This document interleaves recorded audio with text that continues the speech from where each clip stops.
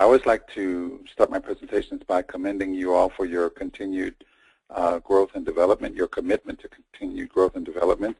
It's very important, even on a subject as what would seem elementary as fixation and tissue processing, that we always go back to the basics, mainly when there's problems and there needs to be troubleshooting.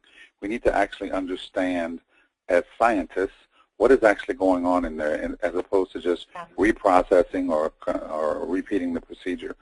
I also want to thank Sakura Fine-Tech for their commitment to the industry in providing continuing education material for the continued growth and development of the technicians or technologists in the industry. What we're going to be talking about today is optimization of fixation and processing in the 21st century. And the two key things there are optimization, not just fixing and processing, but optimization, doing it optimally to ensure that we have endpoint of fixation and not over-processing. And in the 21st century, because there are so many different, so many more demands that are on the laboratories now, so far as processing different types of tissues, volumes of tissues, and so forth. So we're going to talk about those two key things. The course objectives are that we're going to talk about the theory and effects of fixation, the types of fixatives that are out there on the market. Most of you are using one type of fixative, 10% neutral purpose formalin, but many of you all are working in research laboratories, and you might have the need for different applications. We're going to talk about the relationship of fixation to processing, how one symbiotically relates to another. We're also going to talk about the importance of enhancing fluid transfer, and then the optimization of the entire process. Okay, the next slide that we're on now is the importance of fixation. I just want to give you two very important quotes from the Sheehan and Rapchak theory and practice of histotechnology. This used to be one of the main texts that was used for studying histology for those that are going for their boards. Fixation, the stabilization of protein, is the singularly most important step in producing good histologic slides, meaning that the end product, the most important step is the first step, fixation. And the finished microscopic tissue slide on which the diagnosis may be made can only be of value to the pathologist if the tissue is properly fixed. I'm going to advance to the next slide. But the purpose of fixation is basically the stabilization of proteins and other protoplasmic substances to suppress enzymatic activity and prohibit autolysis and putrefaction. And the thing that I want to really focus on about here is the cell basically, with the cessation of blood, such as when biopsies are excised out of the body, or any tissue is taken from the body, of course, blood is cessate. And to the cell, that's a signal that I'm dying. And so what the cell will do in the body, it's just automatic. It's built in within the DNA material of the cell. It will start to produce enzymes to break itself down because it's thinking that it's dying. There's no more blood. So a good fixative will suppress those enzymatic activities and prevent the autolysis from setting in. And also to render cellular components insoluble and resistant to the effects of tissue processing. You want to do is the cellular components within the tissue, you want to make sure that they remain fixed, if I may use that word, so that even going through whatever processes after fixation, dehydration and other things in the processing protocol, the cells and the cellular matrix is not going to change. And finally, to preserve the tissue in a state closest to its original cellular structure and structural composition, we want to present a picture to the pathologist at the end stage on the slide as closely as we can to the natural picture in the body. So I'm going to go on to the next slide, which is the historical reflection looking back into the different fixatives that we have. What we're looking at now is the different fixatives that are used in various laboratories. And the point I want to make is that all of these fixatives that we're showing, osmium tetroxide, carnoids, helis, Bowens, Zinkers, picric acid. All of these at some point in time were created by some researcher who was looking for something very specific, whether it was glycogen or some type of hematopoietic cells for bone marrows. And so the researcher put together this conglomeration of chemistry to make a fixative that was optimal for that specific thing that they were looking for. And so in essence, each one of these was the holy cow fixative for whatever they were looking for. So historically, we've had a lot of different fixatives that we've used primarily in research, though. But typically, for most of you who are in the audience, and probably 90% of histopathology fixation is 10% neutral buffered formalin. I forgot to mention that the B5 fixative for bone marrows, and I wanted to talk about that for a second because I can remember in the mid-'80s when we started to move away from that because of the mercury content. And this was such an optimal fixation. But anyway, the B5 fixative was very good for bone marrows, and pathologists loved using that, and they really had adverse reaction when we had to move away from that. So we have found fixatives that are ideal now for hematopoietic cells and for bone marrows, but without the problem of using something as carcinogenic or something as mercury. So, but 10% neutral buffered formalin is considered the universal fixative because it's relatively good for all tissues or most tissues. It's relatively fast, but it's not too fast, but and it can be controlled. So it's considered to be a universal fixative. Next slide that I'm showing is the histochemistry of fixation. What is actually happening histochemically during the fixation? Of course, we mentioned the stabilization of proteins, and that can be from two different methods. Physical method, as in when you fry an egg, you see the white part of the egg begin to turn the clear part of the egg begin to turn white. That is those proteins stabilizing. That is the physical effect of that. And then what we're most common with is the chemical effect, which is what we see in the fixatives that we use. Then there is the additive and non-additive effect, and I'm going to speak about that in detail in a minute. There's the coagulant and non-coagulant effect, and then there is the influence of temperature on the tissues. So all of these things are histochemical things to consider. So let's talk first about the classes of additives. Additive versus non-additive, and coagulant versus non-coagulant. So additive fixatives are fixatives or solutions that physically link to the tissue and alter the molecular structure. The tissue has a certain molecular structure, but this solution will molecularly link to that and change that molecular structure of that tissue. And some examples of that are formaldehyde, which we are most familiar with in most common histology laboratories, mercuric chloride, picric acid, osmium tetroxide, glutaraldehyde, and zinc sulfate. And these others probably are not used unless you're working in some kind of research application. When we talk about non-additive fixatives, these fixatives will react with the tissue or cause some kind of change without changing the molecular structure. And one perfect example is the dissociation of bound water molecules from the tissue protein groups.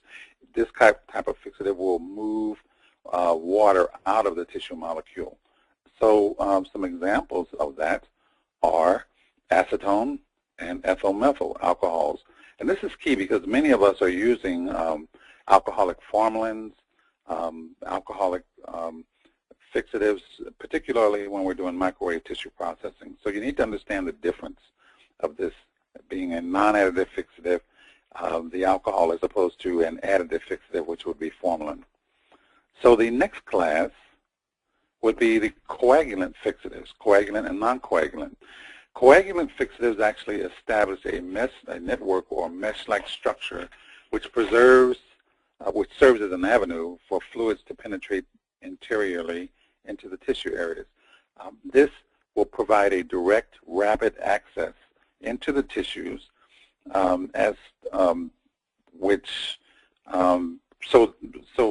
it will cause the the fixative to penetrate rapidly into the center of the tissues. This is a rapid process. It has a tendency of going directly into the tissues. Some examples of this are alcohols, picric acid, zinc salt solutions, mercuric chloride, and chromium trioxide. Now, the non-coagulant fixatives, conversely, this type of fixative creates a gel-like precipitate, a gelatinous type of precipitate around the tissues that form and that inhibits subsequent solutions from readily penetrating the tissues. And so this is an amorphous gel-like process. It's a much slower fixative process than the coagulant fixatives. So now you have coagulant, which is a more rapid process, versus non-coagulant, which is a slower process. And some of those examples are formaldehyde, and we're very familiar with that, acetic acid, glutaraldehyde, chromium trioxide, and potassium dichromate. So when we look at the relationship of fixatives, so far as additive and non-additive, and coagulant and non-coagulant, this is the next slide, we see that there is an association with additive and non-coagulant fixatives.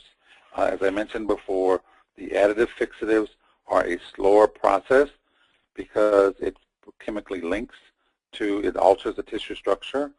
And I mentioned also that the non-coagulant fixatives create an amorphous precipitate, and that's a slower process. Conversely, we see there's a relationship between non-additive and coagulant. So anytime that you're using something like this, you know that that's going to be a more rapid process, and you need to monitor that more closely so that you don't go past the endpoint. So it would react differently than formalin. Now, what happens when we're using alcoholic formalin? Well, okay, we're used to using formalin, but now we know that we're adding alcohol, so we know that's going to be a faster process. So if you're using alcoholic formalin, then you can't monitor it on the same scale as you would just formalin. So these are just some examples to show you the relationship of one to another. And as you are using different fixatives in your laboratory for various different reasons, it's important to understand the character of these fixatives. I'm going to move on to the next slide, which basically talks about the histochemistry of fixation. There's two main methods histochemically that fixation happens. First is histochemically there is a disruption of secondary and tertiary structures of the molecule. And the second one is there is a cross-linking of protein groups. These are the two major methods by which there is some histochemical changes due to fixation. And the first one that we're going to look at here is the disruption of secondary and tertiary structures. And I give you a graphic right here of a model of a polar and non-polar amino acid in the aqueous phase. And you see what happens is you have all these water molecules migrating on the polar end of the amino acid. Well, when fixation happens, these water molecules will migrate out of this aqueous phase. And another good example to show that is the next slide, which shows a graphic of the effects of the disruption, the removal of bound water. Here you have connected to the tissue molecule water molecules that are bound to it. Well, in the presence of this type of fixation, the histochemical process of this fixation, these water molecules will move out, and what you have left here is the carbon double bond, oxygen, and the hydrogen and nitrogen bond. So obviously this is going to cause a hardening of tissues. And so what we see is this is what happens oftentimes when we're using alcoholic formalins. Alcoholic fixatives, period, will harden the tissues a lot faster than just regular formalin. So when we're using something like alcohol or alcoholic formalin, we have to be conscious of the end stage of fixation. The second one that I mentioned is what we're most commonly used to in the histology laboratory, and this is cross-linking.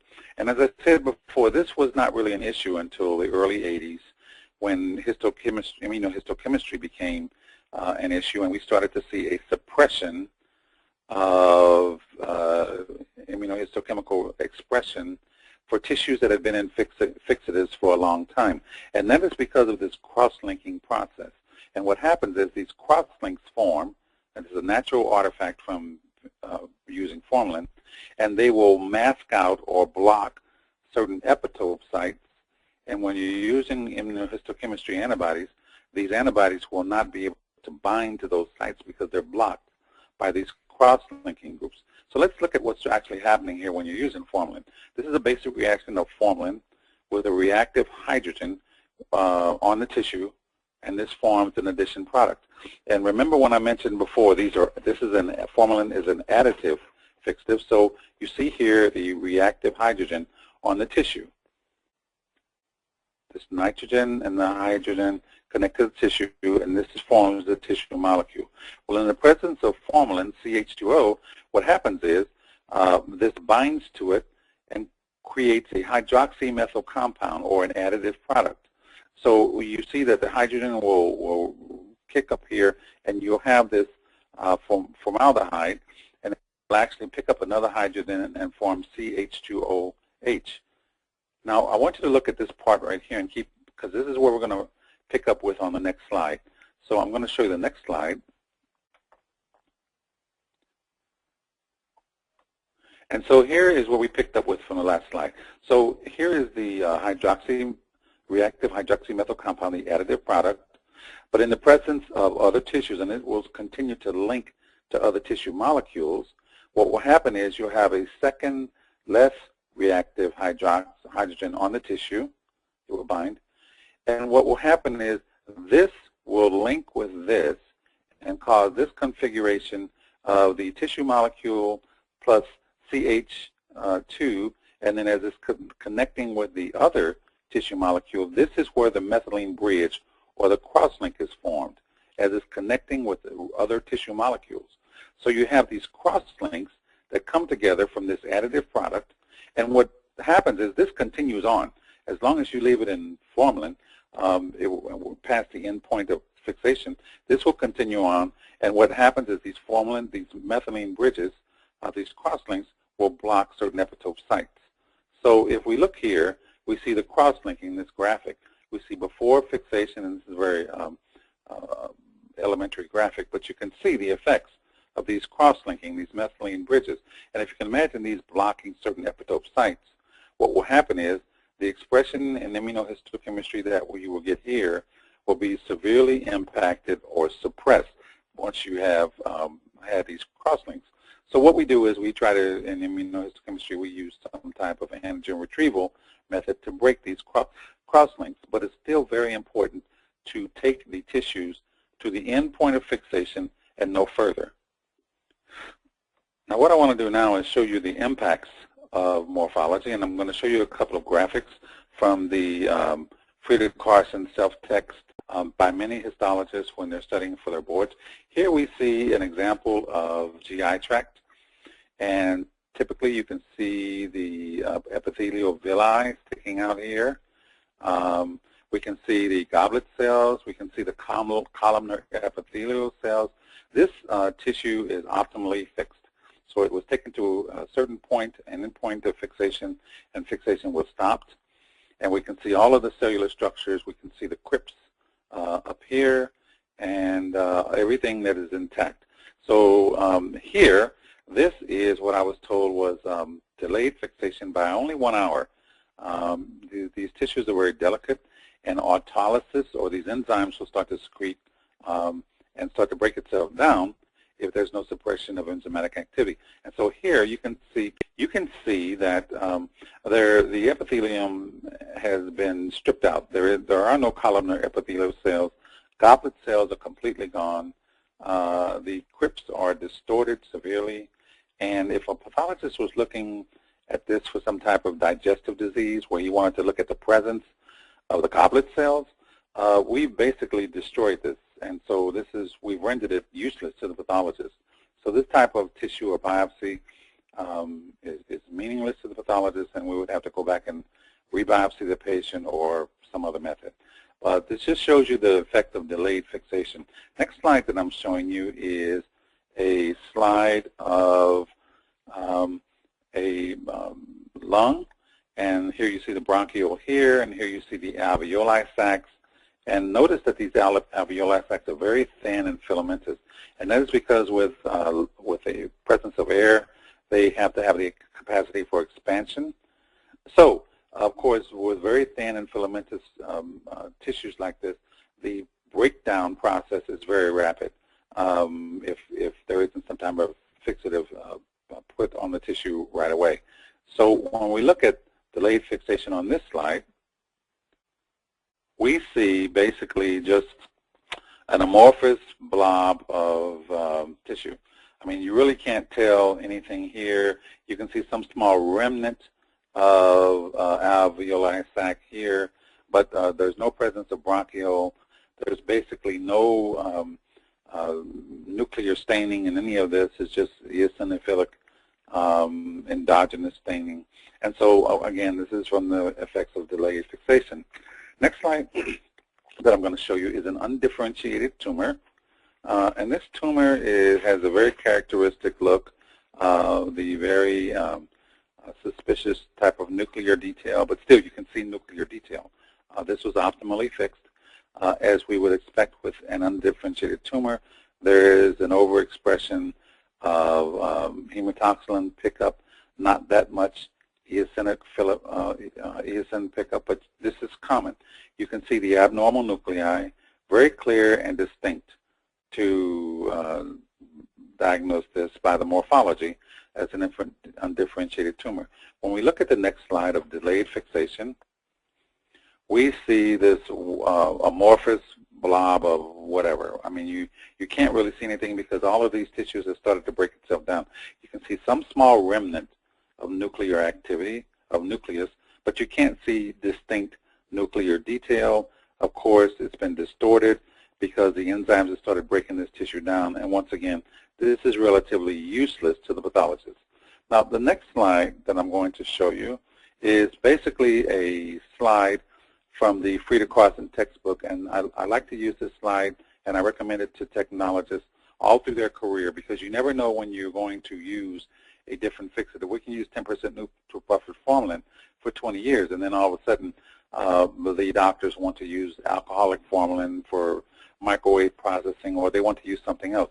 So this graph gives you a lot of information on the various different fixatives and the characteristics that go along with them. Ethanol, methanol, they tell you that it's a coagulant and coagulant and non-additive fixative, as opposed to formalin, which is a non-coagulant and additive fixative. It tells you certain things such as the rate of penetration for methanol, rapid, as opposed to formaldehyde, rapid but slow and cross-linking. So I like to use this and keep this in my library just so I can know the characteristics of various different fixatives that are on the market. The next slide that I'm showing is the common tissue challenges that we face in fixation. And the four most common ones are like with colon, because of the gelatinous and fatty nature of that tissue. Oftentimes we run into underfixation, and this causes reprocessing. Breast tissue, because of the dense fibrous nature, we often run into underfixation, and that causes reprocessing, particularly when we don't get these tissues in until late in the day. A GI tract, also because of the fatty nature, underfixation. But biopsy specimens, overfixation, because of the small nature of that specimen. It doesn't take as much time to come to an endpoint of fixation. So these are some common challenges with certain tissues that we always must observe when we're talking about optimal fixation. Now the next slide I want to show you is a block of tissue that we probably all run into, where we see the outer periphery of the tissue seems fine, but then the center there's a problem. There's a mushy area of the tissue, and oftentimes this causes great difficulty in microtomy. Well, this is because the rate of penetration actually is a certain process to get to the center. It doesn't all fix at the same time. So the fixative starts to work from the outer periphery and starts to work its way in. And interestingly enough, the rate of penetration will slow down progressively as the the fixative is working itself into the solution. So we have to remember that there has to be optimal time for the fixative to actually reach the center and perform its histochemical process on the tissue in the center too. And obviously here on this tissue, it was suboptimally fixed. So the next slide discusses something that we don't talk about that much, but penetration rate versus binding time. And what we most concern ourselves with is the rate of penetration. How much time are we giving to the tissue based on the thickness of the tissue? And we have to understand, as I mentioned before, that the penetration rate is a process that will progressively slow down as it's with more time. So things to consider: the initial penetration rate is rapid. The first 1 or 2 cell layers is rapid, but the thicker that tissue is, it's going to slow down progressively. Penetration rate progressively decreases. The rate decreases with time. And there's a lot of variability in the penetration due to the density and thickness. And here you see 1 hour of the penetration rate, and this is basically for formalin, is 3.6 millimeters. This is the first 1 or 2 cell layers. And then in 4 hours times, it's times 4, is basically only doubled its rate of penetration. And so progressively, when we get to 9 hours and 16 hours, we see this slowing down progressively more and more the more time that we have. So we have to consider that unless you do something like agitation, swirling the specimen, or heating, the mild heat to act as a catalyst, this is going to progressively slow down, and actually you have to consider that when you want to get to end point of fixation. The next thing that I want to talk about, which is much more important, especially when we talk about immunohistochemistry, is binding time. Even though your tissues are sectioned optimally, 3 millimeters or whatever, there's a certain amount of time that is necessary for the fixative to stabilize the protein molecules. Even though it's penetrated, there's a certain time involved to bind the protein molecules. So stabilization of protein molecule, formalin chemically links to the tissue molecule. I remember I said it's an additive fixative, and it will link. Well, that takes time for it to do that. It doesn't just happen as soon as it's penetrated. Tertiary structure of the molecule is altered, and the gel-like precipitate is formed. Now, I want to give you a couple of quotes. This is Mr. Hewlett, who mentioned on the HistoNet server, and there's other references that we can talk about. Despite the fact that thin slices of tissue will be penetrated faster than thicker slices, it would seem that binding time is the limiting factor for tissue stabilization. So even though the tissues are sliced thin, there still needs to be a certain amount of time for the fixative to bind or histochemically alter the tissue. And another quote: failure to recognize the importance of formaldehyde binding time is the leading cause of the tremendous intra and inter-laboratory variability in IHC performance. And this is why one laboratory will have certain results, and then another laboratory using the same antibody and the same procedure will have different results. So this has caused the CAP to adopt guidelines, particularly in the testing of ER, PR, and HER2 studies for breast cancer, because breast cancer is so delicate and so important that we have to have optimization. We have to have the same testing that's done, and we have to be able to verify that these results are going to be the same from one laboratory to another. So cancer specimens must be handled in a uniform manner for ER, PR, HER2 testing and breast cancer specimens. And so what the guidelines that they came up with are: for ER, PR, there must be 6 hours to 72 hours fixation time. And for HER2, there must be 6 hours to 48 hours. Now, these guidelines change almost every 2 years or so.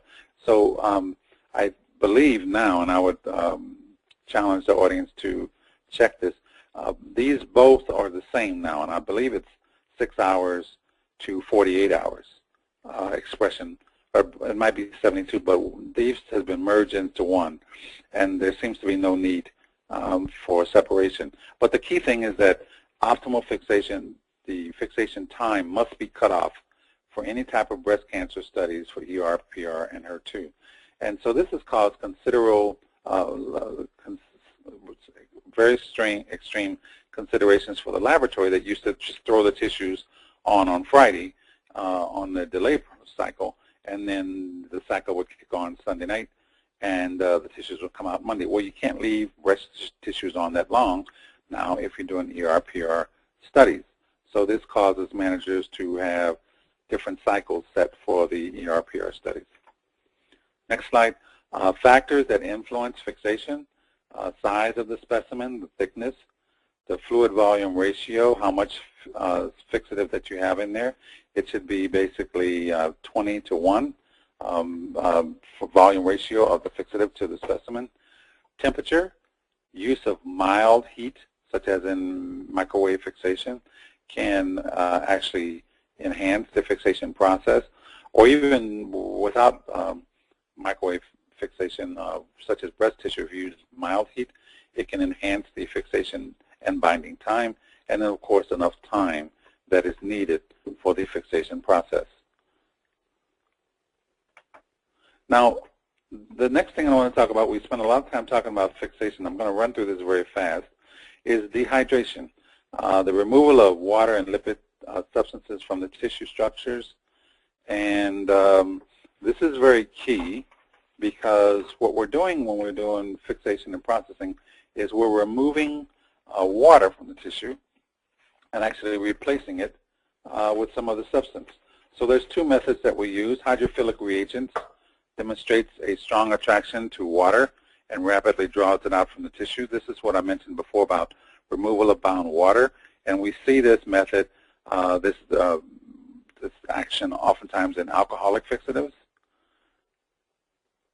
And the one that we're most common with is repeated and increasing dilutions of dehydrant, which progressively draws the tissue out of the water out of the tissue. This is what we see most often in the histology laboratories, and this is why we see in our tissue processors you have 70%, 80%, 295s, 200s. You want to progressively draw this tissue out as opposed to rapidly drawing it out, because this is more optimal. This will slowly and gradually draw it out of the tissue, the water out of the tissue, without disruption of the cell membrane, and help present a picture to the pathologist as closely as it was in the natural state. Now, the effects of over and under dehydration. Let's talk about under dehydration. You don't pull all the water out. That water causes a barrier to subsequent infiltration, which will cause variable stages in tissue progression, which will cause an inconsistency in tissue profile, and it causes a cumulative effect on successive reagent performance. Everything that comes after that is going to not work as optimally or as effectively because of this water. And then it will give you the soft, mushy center, much like what we saw in the suboptimal fixation. Let's look at over dehydration. When too much water is pulled out, you have too much 100% alcohol. A total removal of molecularly bound water. This will cause a fragmentation of the molecular bond. This will cause disintegration of the protein molecule, and the result is brittle fragmentation and flakes when you're sectioning. You ever section and you see just these flakes and particles flying up? Well, there's probably a situation of over dehydration with those tissues. So the next thing that we want to move on is, once you've dehydrated the tissue, you want to move out that dehydrant, whatever it is, whether you're using alcohol or whatever, with a clearing agent. The clearing agent must be miscible with both the previous dehydrating reagent and with the subsequent infiltrating medium that you're going to use after this. So you want to move the alcohol out with this clearing agent and make the tissues ready for the infiltration medium that is coming next. And so here, I want to give you an example of this slide that shows the different tissue profile. Here you see the top of the tissue seems like optimal fixation and dehydration all through here. But then when we get over here, we see a lighter patching area. We see something different happening in the tissue here as opposed to here. And this is because either there is still bound water in this tissue, or because the clearing agent has also water in it. And this is why it's very important to monitor and change these solutions on a regular basis, because oftentimes the pathologist can read this and he might not say anything, but we as scientists, we should be monitoring these slides. Every batch, 1 or 2 slides should come out and be monitored to make sure we're not having any changes in the tissue profile. So, infiltration medium, the next thing will be wax. And with the infiltration medium, it has to be something that, what the purpose of this is that it will give support and structure to the cells and the tissue stroma to keep them in the proper relationship during the microtomy so that the cells don't collapse when the microtome slide is sliding through it. And sectioning is facilitated, this is done by hydrocarbons and polymer blends that are in the wax. I mean, it's not just paraffin wax. I mean, those are the hydrocarbons. But there's a polymer blend also, and this helps give us a consistent sectioning from one section to another. So I want to give this slide here just to show when we talk about additives and polymers. If we look at the slide on the left, these are both DNA chain molecules, but I'm going to use this as an example. If we look at this slide here on the left, and we look at this just as a simple paraffin molecule, and paraffin molecule is basically just a carbon chain, a very long carbon chain. That's one thing. But when we talk about, look on the slide on the right, we can look at it and see all of these different structures as additives, whether it's polymers or whatever, that the company will add to the tissue to help and facilitate sectioning. Now, so once you see this, you realize that this is a bigger molecule. And in theory, this is going to infiltrate the tissue slower because now you've created this big molecule as opposed to this thin, small molecule. And so in theory, when you have a paraffin wax that you're using that has a lot more polymers to it, it's going to infiltrate slower. But it's going to facilitate sectioning better because that's what the polymers do. They actually allow you to cut thinner sections, smoother sections, but it's a bigger molecule. And this is all in theory. Most of the waxes that are on the market were done for universal applications. They can be used whether it's a high polymer wax or a low polymer wax, and they both perform very well. But this is why some laboratories will decide I want to use one wax for my tissue processing for the infiltration, and I want to use a different wax for my embedding center for the sectioning for the microtomy. So like I said, all of this is theoretical, but this gives you an understanding why some laboratories will use one wax for processing and another wax for sectioning. I personally, just from experience, really like to cut with, when I'm sectioning, use a wax that has a high polymer content because it does facilitate sectioning and allow you to get thinner, smoother sections. Can you use the same wax in your tissue processor? Yes. Yes, you can. As I said, most of this is theoretical. So I'm going to move on to the next slide. That basically is the slide that we're showing, where I'm showing you a biopsy section. And when I teach this class in a workshop, I usually ask, what's wrong with this section? And I get a number of different responses. You see this Venetian browning effect, and so of course some people would think the knife is dull or the knife holder is not secure. All of these are possible answers of what it could be. But then we see some other things happening here. And we're very suspicious. And we look at the next slide, and we see a close-up over that. And I work with this laboratory that we were trying to figure out, they only had this problem on biopsies. And so I had to get a good friend of mine, Jan Minshew, involved in this. And we went back and forth, and she asked the same questions that I asked. Have they changed their knife? Is this, is that? All the common things. And then she said, Skip, this looks like something that I've only seen a couple times, and it's a chemical artifact. She said, how long are they keeping this in xylene? And I said, well, I don't know. I'll go back and check. And so even though this was a biopsy, the xylene step was basically the same as what they would their normal tissues, which in this case for biopsies, was much too long. So even though we look at the fixation process that has to be altered for biopsies and the dehydration process that has to be altered for biopsies, we also need to look at how long we have it in xylene too to make it optimal.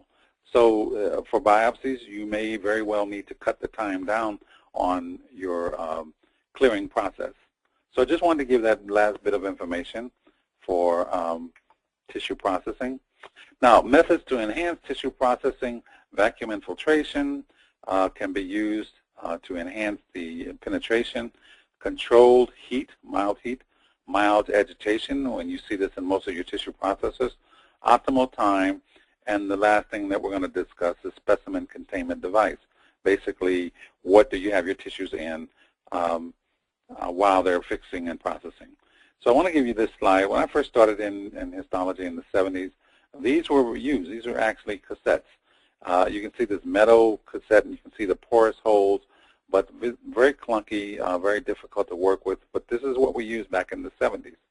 And we see that that rapidly changed to a lighter, plastic specimen device, and we were able to write the tissues. The specimen information on the label, once again, very porous to make sure that these tissues have access to a lot of the solutions. So the next slide we see is the rectangular method, which is common to us now. And this was invented by Dr. James McCormick, I think in the late 60s. But we see now that these slots, these vents, have replaced the holes, which in some specimens they still have that. You have a area here for specimen identification, but you have a lot of slots here to let the tissues actually have access to the fluid exchange. You see some of the more modern cassettes, the smart cassettes, where you have these lateral vents on the sides, which will enhance fluidic flow going through the tissue.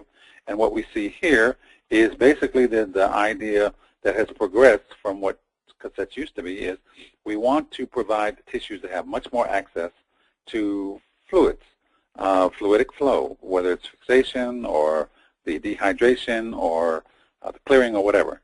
So that's the idea behind the new smart cassettes today.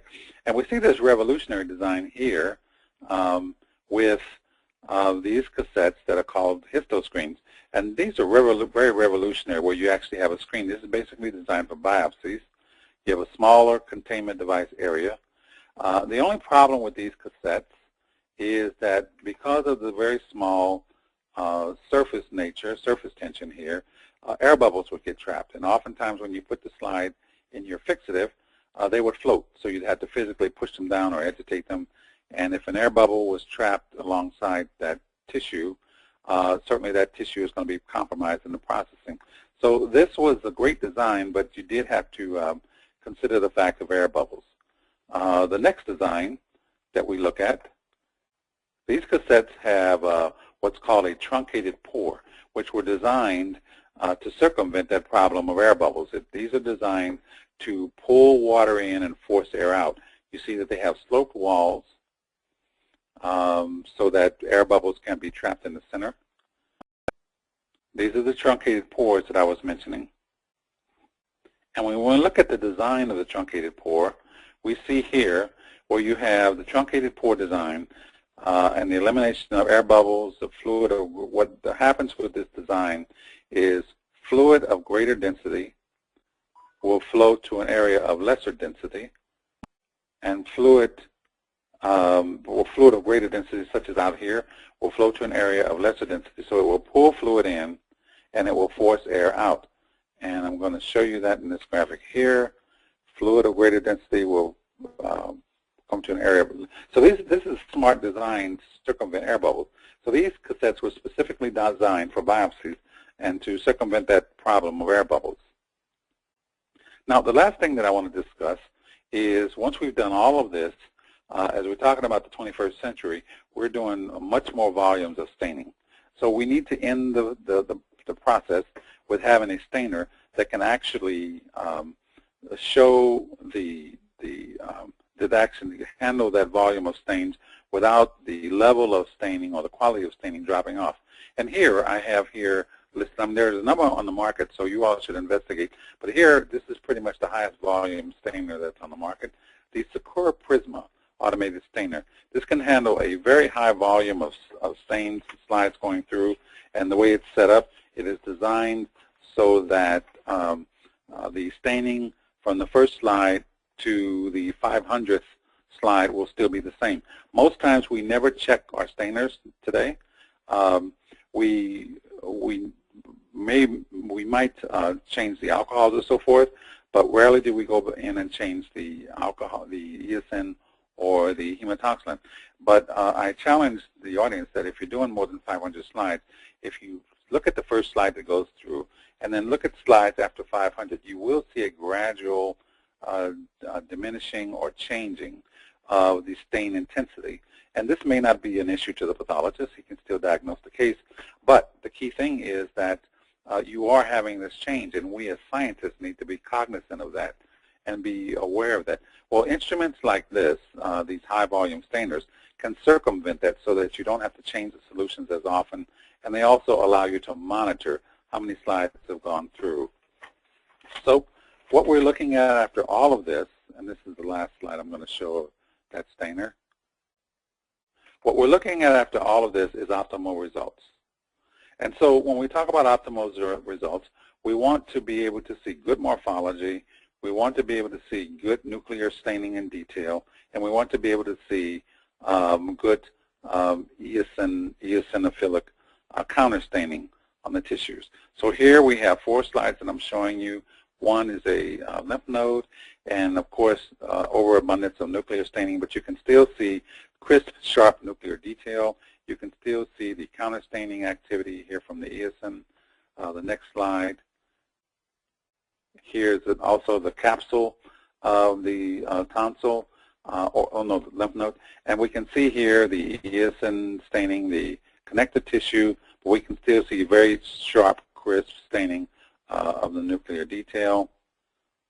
Next slide is colon that I'm showing you.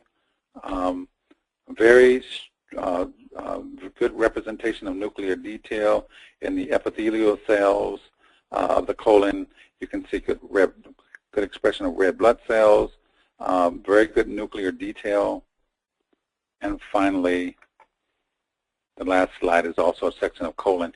You can see the goblet cells expression. You can see the borders of the goblet cells. You can see the nuclear detail here and here. And this is what we want to achieve. And you cannot achieve this on a regular, routine basis without being conscious of fixation and tissue processing in an optimal context. We have to do this to a point that's optimal, and then we have to cut this process off and move on. And this is how we demonstrate to the pathologist a picture of the tissue as close as it was to the body, to being in the body. And this is what the pathologist needs to see to make an accurate diagnosis. So we play a very key role as an integral part of the diagnostic process. And even something as basic as fixation and processing, we must go back as scientists and look at this and think about it, and when we talk about troubleshooting and problem solving. So I'm basically finished with the presentation today. My references that I used today are listed here, the Carson text I mentioned before, Bancroft, Sheehan, Lab Management Consultants, and then the CAP. And at this point in time, I want to turn the presentation back over to Alicia Rios, and I want to thank her again for the opportunity to be a part of their continuing education series. And once again, I want to commend all of you in the listening audience for being part of this growth and development series. And I encourage you to continue on in taking more continuing education and continuing to grow in the field, because the field is constantly changing. Thank you very much, and I'm turning it over to Alicia. Thank you, Skip. That was a very thoughtful, and a lot of time went into putting that presentation together. I just want to thank you again from all of us at Sakura and the listening audience who have the opportunity to sit and learn from one of the best in the industry.